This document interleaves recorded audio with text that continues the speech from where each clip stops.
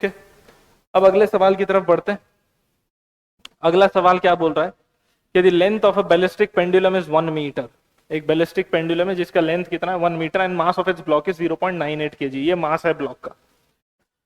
A bullet of mass 20 grams strikes the block along horizontal direction and gets embedded into the block block में धंस जाती है bullet.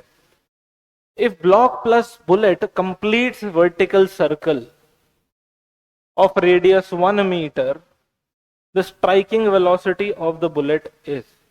अपने को ये मानना है कि ये ब्लॉक और बुलेट का जो सिस्टम है ये जस्ट कंप्लीट कर रहा है वर्टिकल सर्कल को, और उस बिहाफ पे अपने को बताना है कि स्ट्राइकिंग वेलोसिटी कितनी होगी। दो कॉन्सेप्ट लगे हैं यहाँ पे। पहला कंजर्वेशन ऑफ मोमेंटम और दूसरा वर्टिकल सर्कुलर मोशन।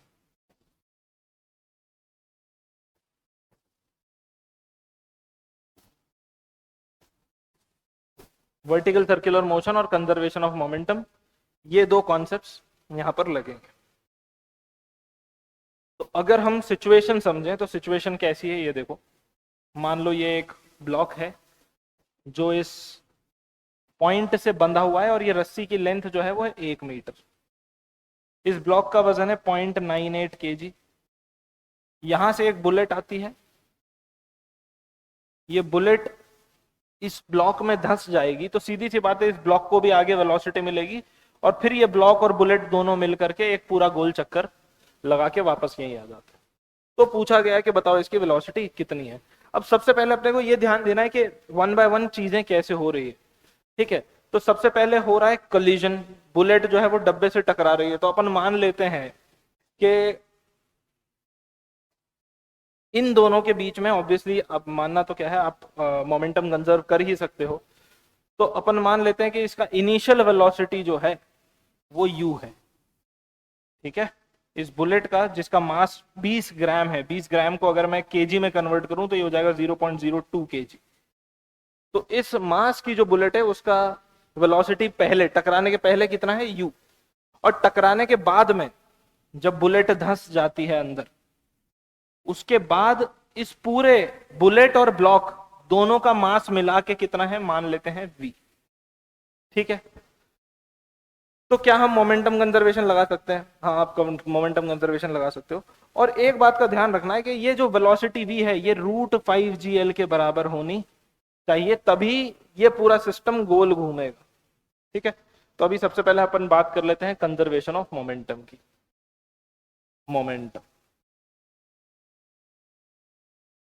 तो mass of bullet into u, ये इनिशियल मोमेंटम, इसको ऐसे लिख सकते हैं initial momentum is equal to final momentum. तो इनिशियल मोमेंटम क्या है? बुलेट का मास और बुलेट की वेलोसिटी, बस यही आएगा क्योंकि डब्बा तो चल नहीं रहा है तो डब्बे का कोई मोमेंटम है नहीं। दिस इज इक्वल्स टू, बाद में बुलेट और ब्लॉक दोनों साथ में चलते हैं कितनी वेलोसिटी से? v से, और वो v वेलोसिटी √5gl है।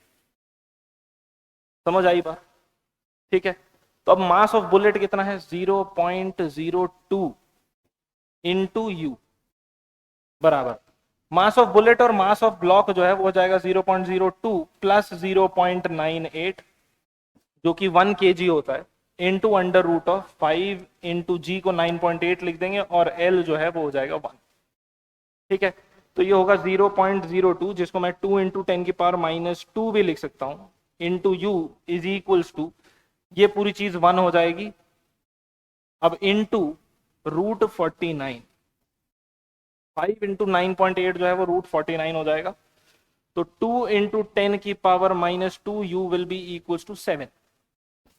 ठीक है, u की जो वैल्यू है वो हो जाएगी 7/2 इंटू 10⁻²। ये 10⁻² को इधर ले जाओगे तो 10⁻² हो जाएगा। u will be equal to 3.5 into 100 metres पर सेकेंड, और यहां से u की वैल्यू आएगी 350 मीटर्स पर सेकेंड। तो ये होगी बुलेट की इनिशियल वेलोसिटी।